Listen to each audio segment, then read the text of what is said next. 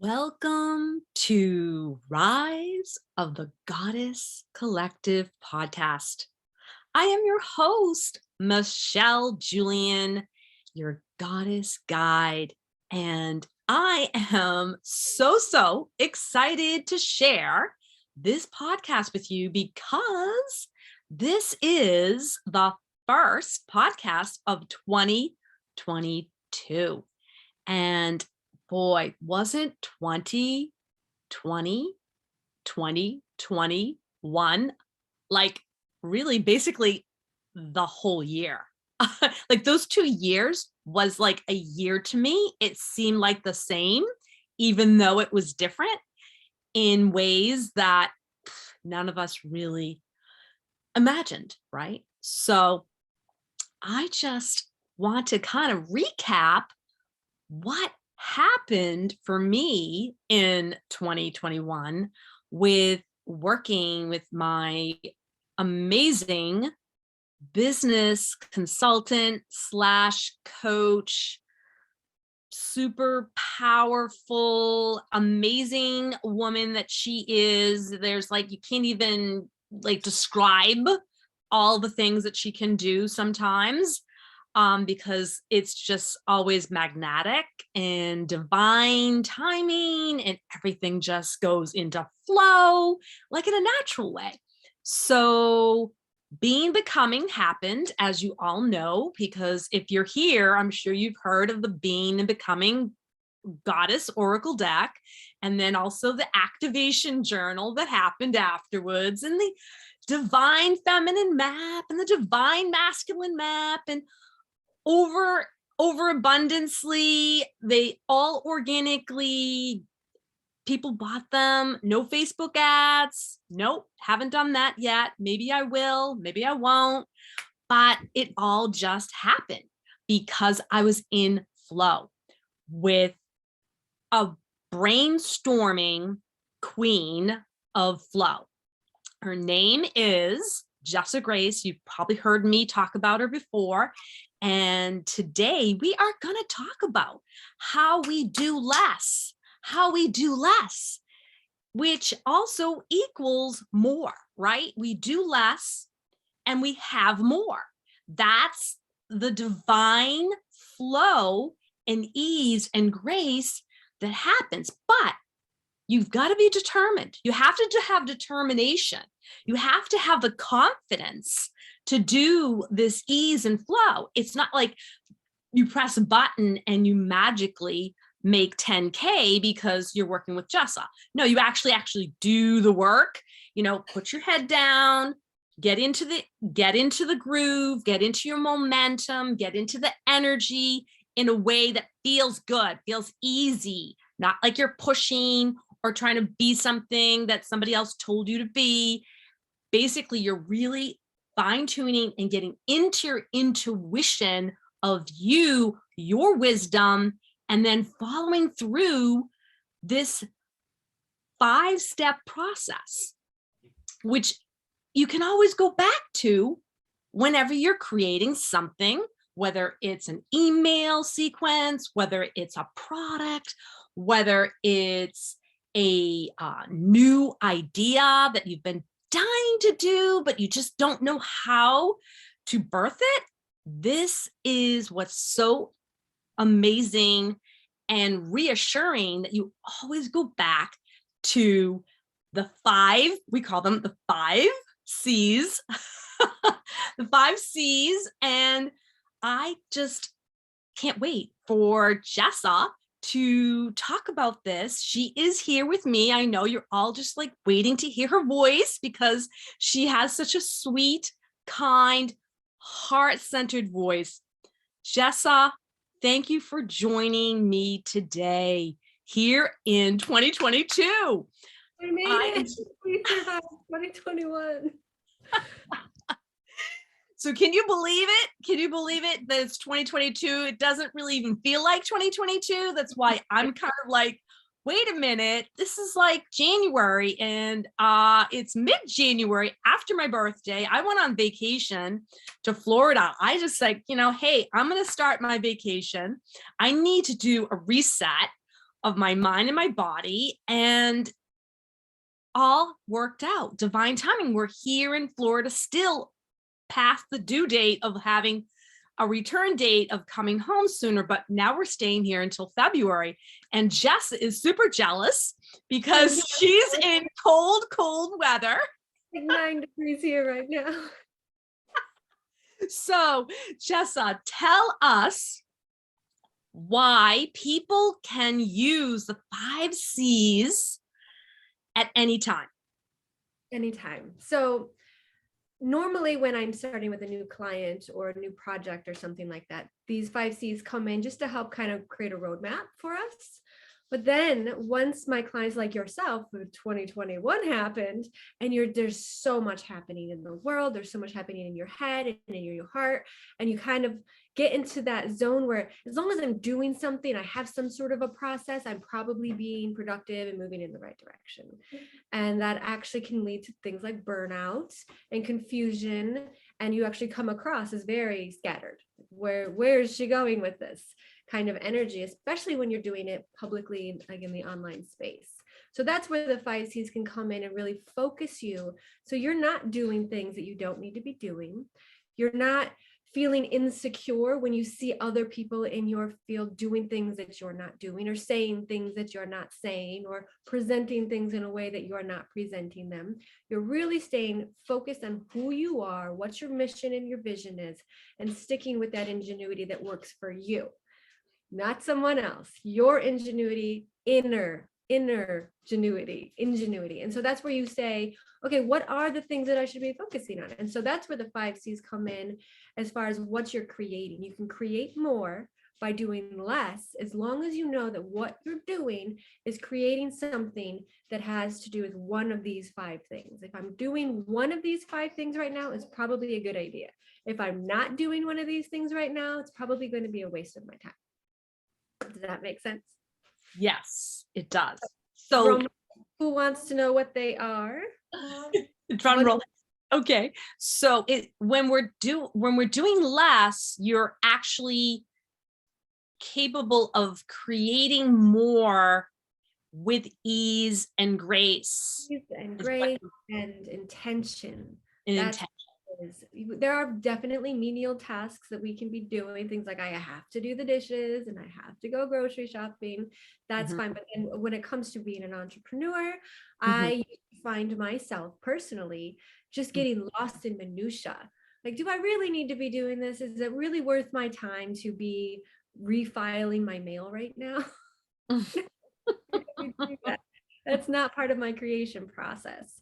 And that's where having these things, and there I have them all, they all start with C's because I like the alliteration and the continuity, but you can create your own themes around these as well.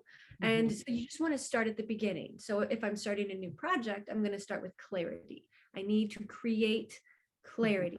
So is what I'm doing right now pointing me in the direction towards clarity, or is it something else?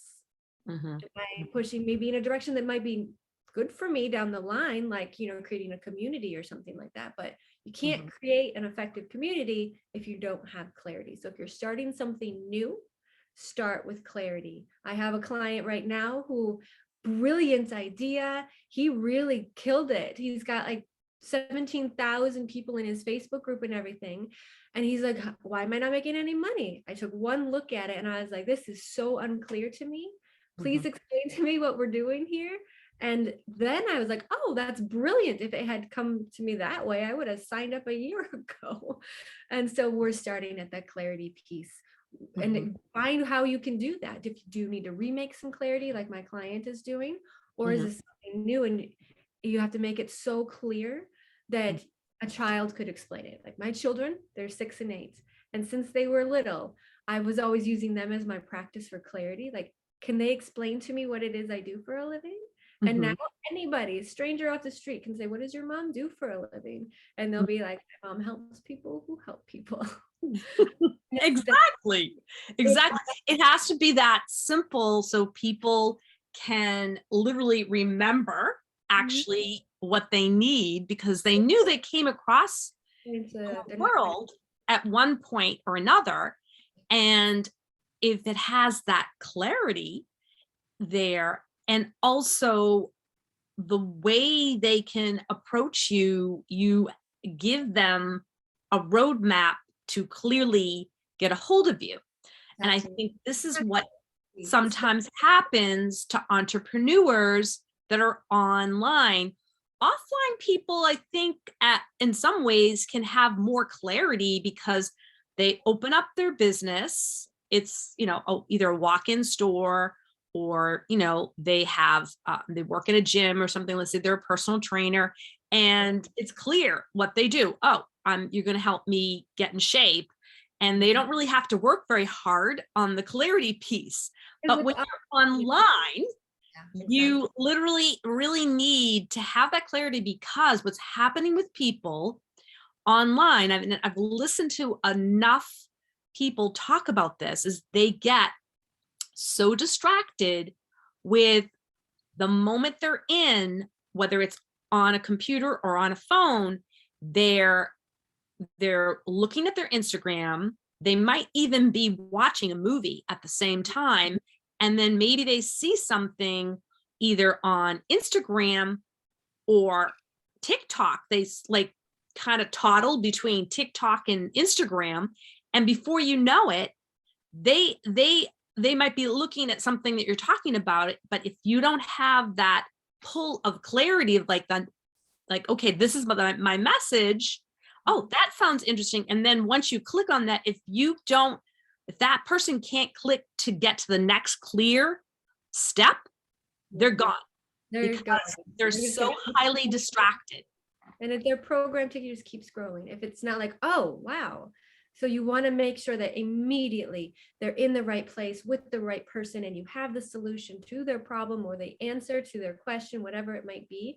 Clarity, clarity, clarity. And the number one way that I work with people, especially when they're starting a new project, is get clear with yourself. Right. Anywhere in your body where there's just like an off feeling when you think about this project or this business or whatever it might be, you need to work on that. Get clear with yourself. It's intuition that we're working with here, not, oh, there's an idea, I can go do that. It's your intuition saying this here, that not there. Where do I want to move this thing to? You know what? I really don't like doing these sorts of things. So I need to find a workaround, whatever that might be. So get clear with yourself, and then you can transmute that into the online public space. And once you have that, it'll still be massaged. Every now and then I go in and I clarify on my website, or I'll update something or tweak a title or something like that for even more clarity. But once you have that, the world opens up to you and it starts coming to you. You've become magnetic now. Instead of pushing and pushing and pushing, you have to just allow, like, okay, it's there, it's clear, I'm clear, I could talk about this all day at the drop of a hat, and I know messages. So you want to have that clarity. And then the next part after that, after you created your clarity, now you can start building around it. So think of it like the center of an onion, right? And then the next layer of this sovereign experience that you're creating for yourself is your community. You're going to build around that clarity a community of people who are aligned and motivated, mostly motivated. You really want to have that, because if you have a group of 50,000 people, let's say, and only a third of them are motivated around your clarity, then you're really not going to have very much conversion.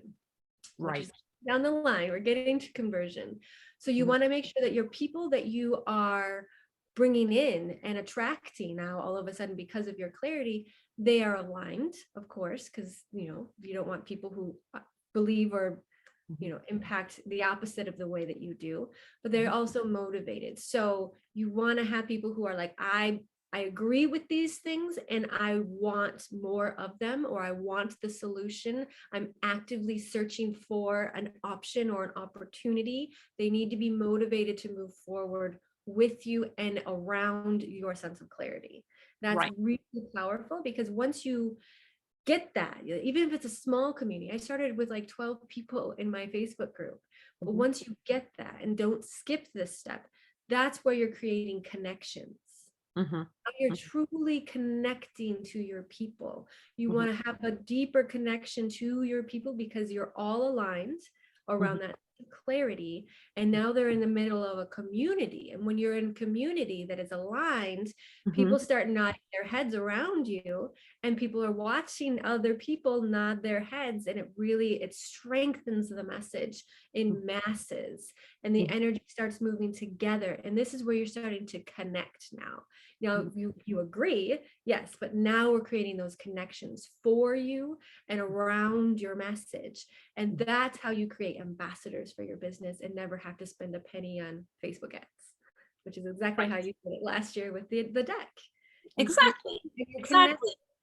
Exactly. So it can be done. You don't need a huge following. I think I have about 250 people in my Facebook group, and they're all then people that resonate with what it is that I clearly am doing, which is basically helping you fine tune your own goddess power that you have, because it's not me telling you that you have XYZ power. It's me saying, hey, let's tap into that. Let's bring yourself back to your home, your inner wisdom. And how I go about doing that is connecting with people online and having conversations with them and asking them questions and being curious. I don't tell them what they need or want. I ask them what they need and want, and then give them that clarity that they already had within themselves. And now they are connecting me with that as that person, that go-to person. And it didn't really take that much time, because once I got the flow of that clarity, connection, community, it just exploded. It got bigger and bigger. Like I started out with like 100 people, and now it's 250 people. And anything's possible. I can keep probably growing that Facebook group, but I haven't even decided. My clarity hasn't even decided yet for 22. Where do I want to go in 2022?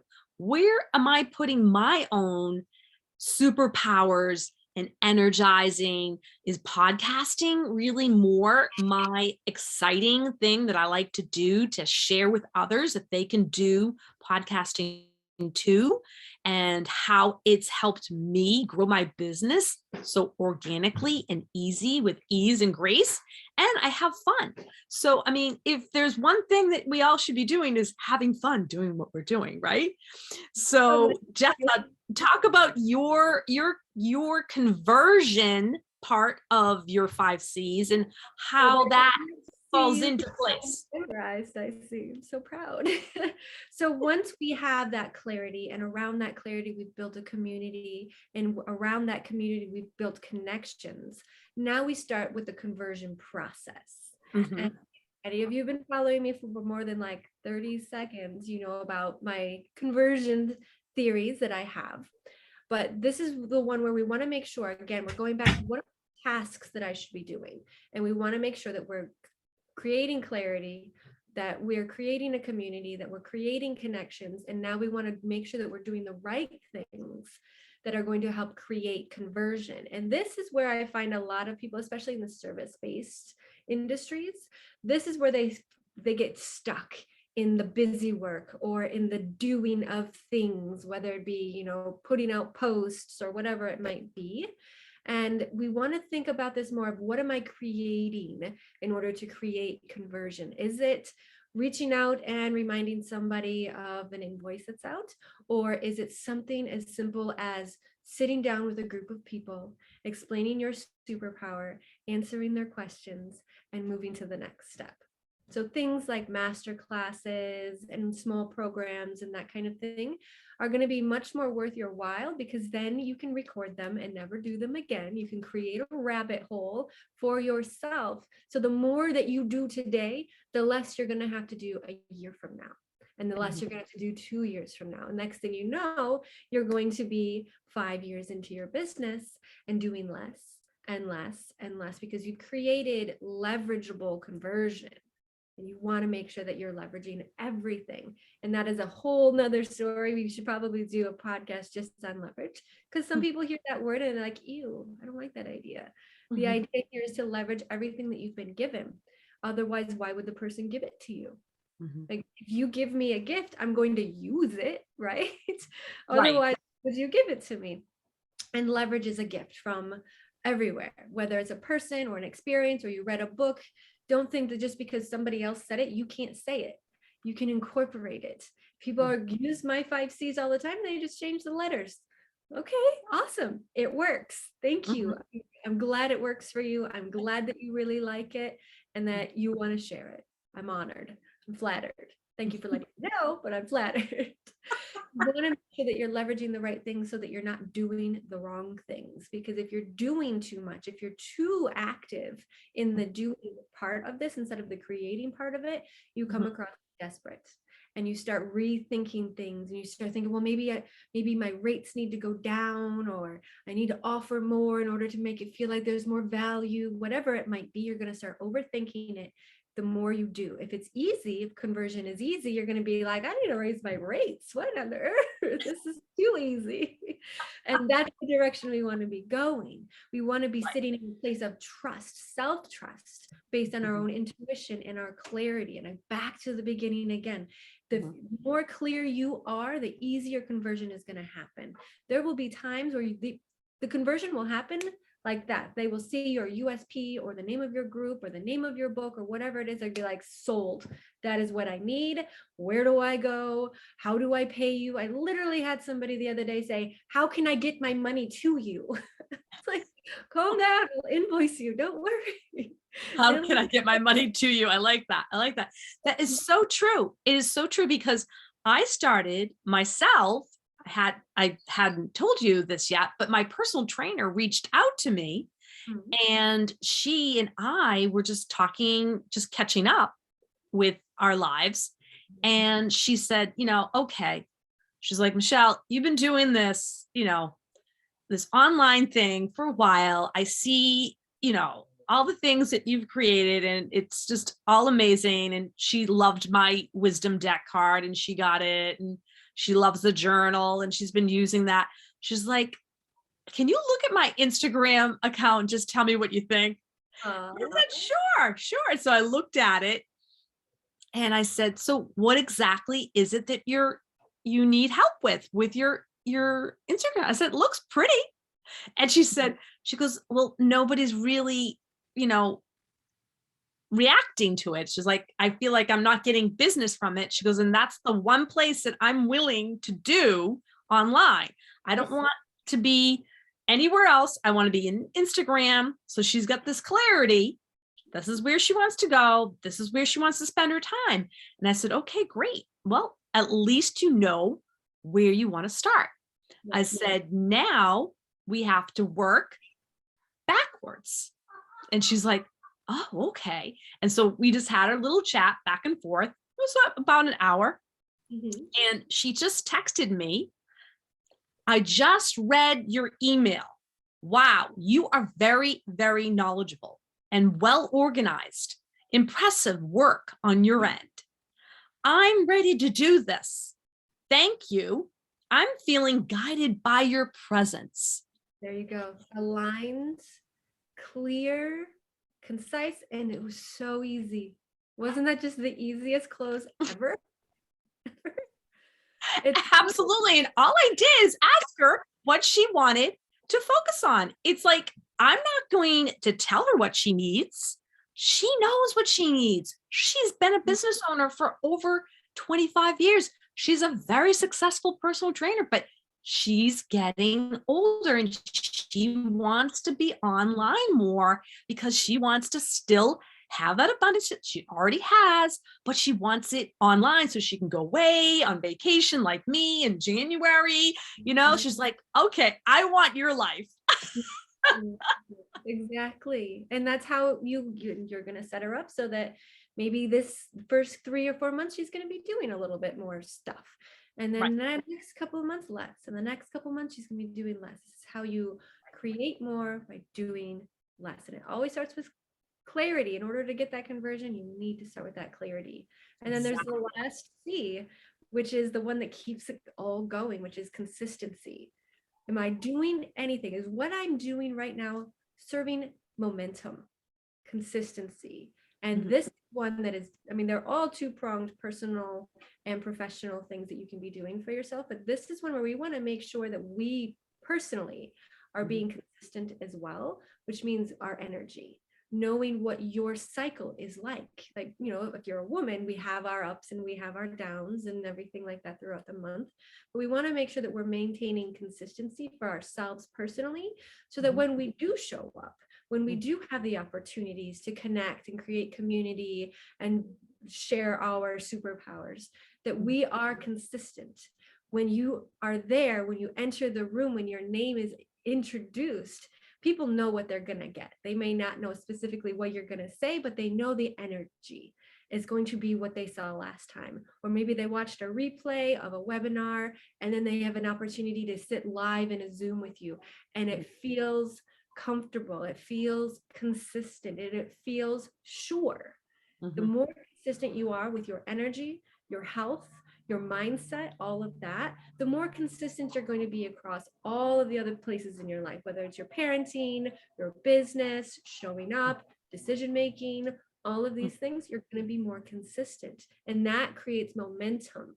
Just, it's kind of like the people who become addicted to winning. And I'm definitely one of them. You win and it feels really good, and you bring in more energy like that, and you win again and you win again. I mean, you've seen me the last, like, since January 1st, all I do is call you up and be like, yeah, another win for me.